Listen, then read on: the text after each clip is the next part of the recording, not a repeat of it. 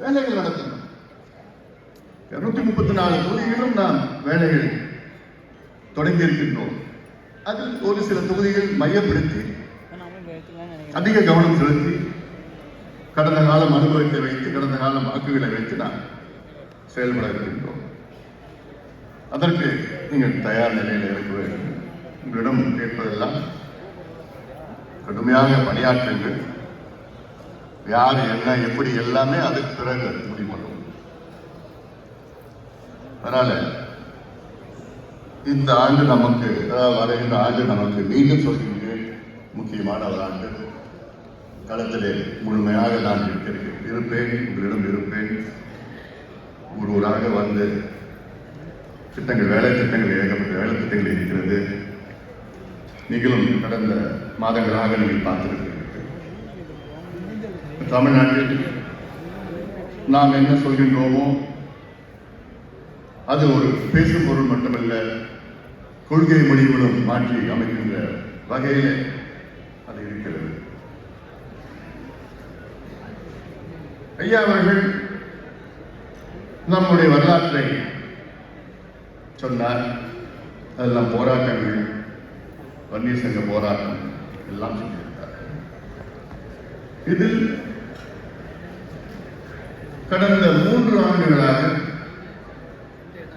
இருக்கின்ற முதலமைச்சர் ஸ்டாலின் அவர்கள் பல முறை நேரடியை சந்தித்தோம். கடிதங்கள் மூலமாக, தொலைபேசி மூலமாக ஐயா அவர்களும் நானும் கௌரவ தலைவர் மற்றும் அந்த பாலுவர்கள் எல்லாம் உள்ளிட்ட நிறைய பேர் சந்திச்சோம்.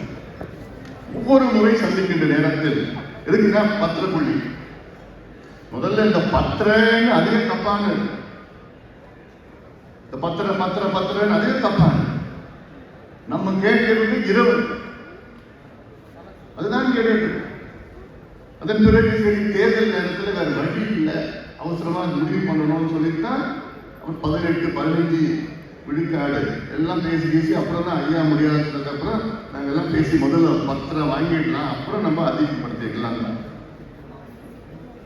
அதிகாரப்பூர்வமாக அன்னைய மக்கள் தொகை அதிகாரப்பூர்வமாக 14.2 விழுக்காடு அதிகாரப்பூர்வமாக.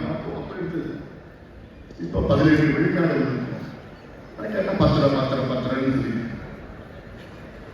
இதுக்காக அன்னைக்கு போராட்டத்தின் நேரத்தில் நான் பார்த்தீங்களான்னு சில பேர் லைவ்களை நான் பார்த்துருக்கீங்க.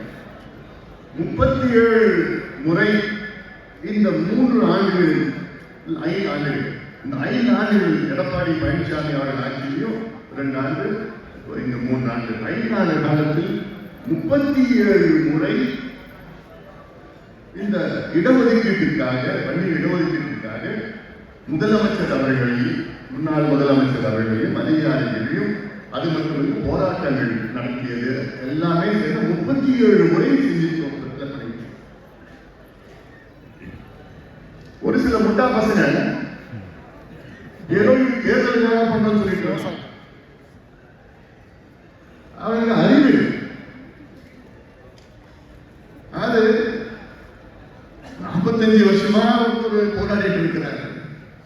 45 வருஷமா போராடியும் இன்னும் நமக்கு நியாயம் கிடைக்கல. இது தேர்தல் பண்றது. உனக்கு அவ்வளவு ஆசைகள் கொடுத்துட்டு போ. இவ்வளவு காலமா போராடிட்டு இருக்கிறோம். என்ன எதுக்கு போராடுறோம்? படிப்பு முடியா, வேலை முடியா? இந்த பிள்ளைங்களுக்கு படிப்பு கொடு. கோமம் கட்டிட்டு இருக்கான் பாரு, அவனுக்கு படிப்பு கொடு. ஏதோ படிச்சு முடிச்சு பிள்ளைங்களுக்கு வேலை கொடு. அதை கொடுக்க துப்பு இல்லை அவனுக்கு. தேர்தல் 37 முறை. அதுல இந்த 2 ஆண்டு காலத்துல மட்டும் ஐயா 3 முறை, நான் 3 முறை, ஒவ்வொரு முறையும் முதலமைச்சர் சொன்னார், ஐயா நிச்சயமா நான் செஞ்சு தைரியமா போவேன், நிச்சயமா ஒவ்வொரு முறை நான் செஞ்சு எனக்கும் ஐயா சொல்லுங்க நான் பண்ணிட்டேன். ஒரு முதலமைச்சர் இதை எத்தனை முறை சொல்லியிருக்கேன். நான் முதல் முறையாக சந்திக்கிறப்ப சொன்னார் முதலமைச்சர், ஏன் ஒரு சிறப்பு சட்டமன்ற கூட்டத்தொடர் வச்சுக்கலாம், ஸ்பெஷல் அசம்பிளி செஷன் வைக்கலாம், வச்சுட்டு இந்த சட்டத்தை நிறைவேற்றலாம் சொன்ன முதலமைச்சர். அதிகாரிகள் பார்த்தோம், அதிகாரிகள் நிச்சயமா தெரிஞ்சிருக்காங்க. பேக்வர்ட் கிளாஸ் கமிஷன் ரீகான்ஸ்டியூட் பண்றதுக்கு அவங்களும் ஏற்றிருக்காங்க. இந்த பேரெல்லாம் போட்டோம். இவ்வளவு நடந்த பிறகு எல்லாமே பாரதம் தெரியும். எத்தனை முறை பாரதம் இருக்கு, 100-200 முறை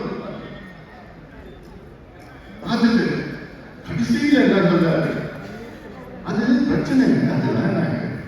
அப்ப என்ன நடந்தது 2 வருஷத்துல? அப்புறம் தனியாக ஒரு கூட்டத்தொடர் நடத்தி இந்த சட்டத்தை நிறைவேற்றுவோம் என்று சொன்ன முதலமைச்சர் இந்த 2 ஆண்டு காலத்தில் என்ன நடந்தது? என்ன மனமாற்றங்களுக்கு வந்துருச்சு? உச்ச நீதிமன்றம் தெளிவா தீர்ப்பு கொடுத்துட்டாங்க.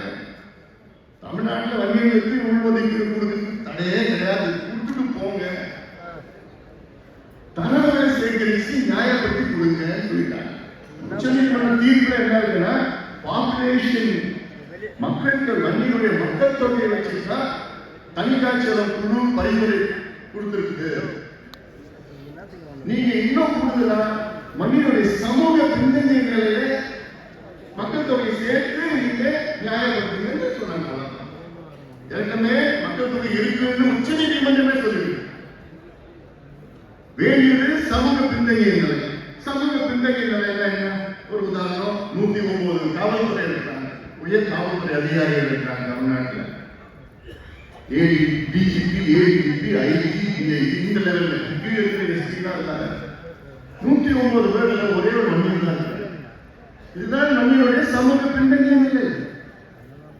22 வயசு ஒருத்தர் தான் இருக்காங்க. பேக்வர்ட் கிளாஸ் கமிஷன் யாருமே இருக்காங்க, ஒருத்தர் இருக்காங்க. டிஎன்பிஎஸ் ஒருத்தர் தான் இல்லை, யாருமே இல்லை. செயலாளர் செக்ரட்டரிஸ் 53 செக்ரட்டரிஸ் ஒருத்தரோட கிடையாது. கல்வியில ஒன்றும் கிடையாது. இப்படிலாம் இந்த சமூக பின்னணிய நிலை இருக்கு. ஜஸ்டிஃபை பண்ண முடிஞ்சு போச்சு. யாருமே ஒண்ணுமே பண்ண முடியாது. ஒரு பக்கம் மனசு, ஒரு பக்கம் 5000 கேட்டா 5000 வேலை என்ன ஆகும்? வேற வேற இல்லையா 45 வருஷமா உழைச்சிட்டு இருக்கிறேன். வேலை இல்லையாம இருக்கு 6-7 போராட்டம் வாங்கியிருக்கிறாரு. வேலை இல்லாம அவங்க அப்பாவை முதலமைச்சர் ஆக்கினாரு. வேலை இல்லாம இவங்க துணை முதலமைச்சர் ஆக்கினாரு. அவர் வேலை இல்லாம இவங்க அப்பாவை தமிழ்நாட்டில் அடக்கம் பண்ணாரு. என்ன பேசுறாங்க? முதலமைச்சர் என்ன பேசுவாங்க? அறிக்கை விடுவார், அறிக்கை பண்ணுவார். என்ன ஒரு ஆணவம்! யாரும் ஆணவத்தில் இருந்தாலும் அடுத்த நாள் வீட்டுக்கு போவாங்க. அதான் நடக்கிறது. யாரும் போதும் முடிஞ்சு போச்சு. கூட அமைச்சர்கள் அசிங்கப்படுத்தி பேசி தினமும் பேசி தேர்தல் பண்ணதை தேர்தலுக்கு 1 வருஷம் இருக்கு. சரி, அப்படியே பேசுவார். சரியா, நீ தேர்தலுக்கு சொல்றியா? அந்த தேர்தலை நாங்கள் கொடுக்குறோம், அதுவும் கொடுக்குறோம். 15% உடனே கூட நாங்கள் எந்த நிபந்தனை நாங்கள் அதுவும் சொல்லிப்பாங்க. அதுல முரசொலியில் ஒரு கொச்சை நாங்கள் கேட்டோம் அப்படின்னு ஒரு வார்த்தை முரசொலி எவ்வளவு ஒரு கொச்சப்பட்டிருக்காங்க. அதாவது 2 வகையாக, ஒன்று நாங்கள் கொடுக்க மாட்டோம், ரெண்டாவது நாங்களாக. அப்போ இதுல இருந்து என்ன புரியுதுன்னா, இங்க இருக்கிற ஒவ்வொருவரும் 3 மடங்கு அதிகமா வேலை செய்யணும், வேகமா வேலை செய்யணும். அந்த வெறியும் மனசுல இருக்கும், அந்த கோபம் அந்த வெறியும் மனசுல இருக்கும். இதெல்லாம் சொல்லி அதிகாரிகள் நம்மையோ குற்றப்படுத்திருக்கின்ற திமுக வீட்டுக்கு போகணும். காலம் வந்துருச்சு, நேரம் வந்துருச்சு, நம்ம குறி வச்சோம்னா வர முடியும்.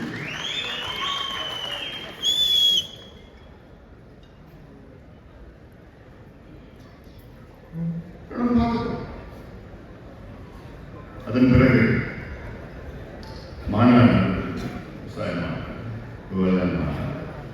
உலகத்துல நம்மளை தவிர 25 நாடுகள் யாரும் இது போன்ற ஒரு மாநாடு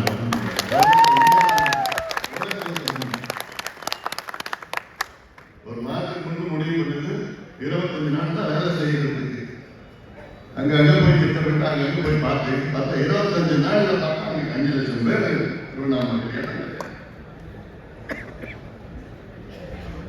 அலண்டு போயிருக்காங்க எல்லா கட்சியும். நானும் பேசிட்டு என்னங்க யாருமே தெரியல, என்ன திடீர்னு கூட போட முடியும், திடீர்னு கூட முடியும். மற்ற கட்சிகள்லாம் பேசுறாங்க என்னங்க இப்படி ஒரு நிகழ்ச்சி நடக்கிறதே இல்லை, யாருமே தெரியும். மீடியா மற்ற கட்சிகள் மாநாடு நடத்துறதுன்னா 10 மாதமா கூறிட்டு இருப்பாங்க. மாநாடு நடத்துறோம், டிவியில விவாதம் பண்ணுவோம். இவங்க வராங்களா, இவங்க அழைச்சாங்களா, ஏன் இவங்க அழைக்கல, ஏன் இப்படி வந்து இந்த மாநாடுக்கு சாப்பாடு என்ன, இந்த மாநாடுக்கு பந்தல் எப்படி கிளம்புறாங்க, பிரியாணி, இதெல்லாம் போய் காமிச்சுட்டு இருப்பாங்க. ஆனா எதுவுமே நடக்கல, எதுவுமே இல்லை.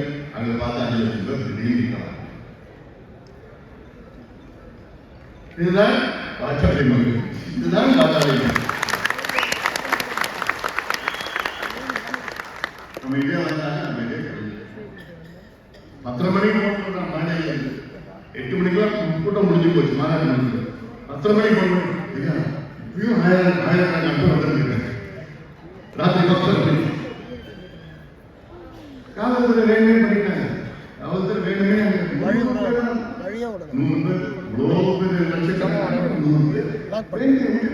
எதுவும் பண்ணல. என்னன்னா அங்க நிற்கணும், அப்படியே உள்ள போகக்கூடாது, மேடைக்கு போகக்கூடாது, எல்லாம் வரக்கூடாதுன்னு அவங்க எண்ணம். அப்படி 10 கிலோமீட்டர் 5 கிலோமீட்டர் நடந்து வருகின்ற ஆண்டு மாநாடு போராட்டங்கள், மாநாடு போராட்டங்கள் நிறைய நம்ம பண்ண போறோம். திட்டமிட்டு நம்ம உடனே நம்ம செய்ய போறோம். அதனால இதை பிறகு ஐயா பேசுறப்போ சொன்னார், இந்த நாடாளுமன்ற தேர்தலை பற்றி சொன்னார். இந்த ஆண்டு நடந்த நாடாளுமன்ற தேர்தல் நாம் வெற்றி பெற முடியவில்லை. ஒரு தொகுதி இன்னும் கொஞ்சம் வேலை செஞ்சிருக்கலாம், நம்ம ஜெயிச்சிருக்கலாம். 10,000 வாக்குகள் இந்த பக்கம் வந்துச்சு. அதனால அது முடியாம போச்சு. அதனால இது ஒரு எல்லாமே நமக்கு ஒரு பாடம், எல்லாமே நமக்கு பாடம். எந்த தேர்தலும் ஒரு தவறு, நம்ம தவறு செஞ்சுட்டோம்னு நம்ம சொல்லிக்க முடியாது. எல்லாம் எடுத்த முடிவு எல்லாமே சேர்ந்து எடுத்த முடிவு தான். எல்லாம் தலைமை ஒரு கூட்டம் எடுக்க முடிவு தான். எல்லாமே தவறு, நம்ம தவறு செஞ்சு நம்மளுக்கு தவறுதான் இருக்கு. கடந்த காலத்தில் ஒரு மாற்றம் முன்னேற்றம் நடந்தது. இந்த தேர்தல் மாற்றம் முன்னேற்றம் இந்திய அளவுக்கு பிரச்சார மாற்றம் முன்னேற்றம் எவ்வளவு நடந்தது. பிரச்சாரம் வெற்றி பெற்றது, நம்ம வெற்றி பெற முடியும். அப்போ ஒரு பக்கம் ஜெயலலிதா அம்மையார், ஒரு பக்கம் கலைஞர், 2 பேரும் தலைவர்கள் இருந்தாங்க. அந்த அளவுக்கு மக்கள் நம்ம நம்பிக்கை வரல. ஆனாலும் எல்லாத்துக்கும் போய் நல்லா இருந்துச்சு. ஆனாலும் நம்ம 2019 எடுத்த முடிவு என்ன பொறுத்திருக்கு தவறான முடிவு. 19 தப்பு பண்ணிருக்கோம்.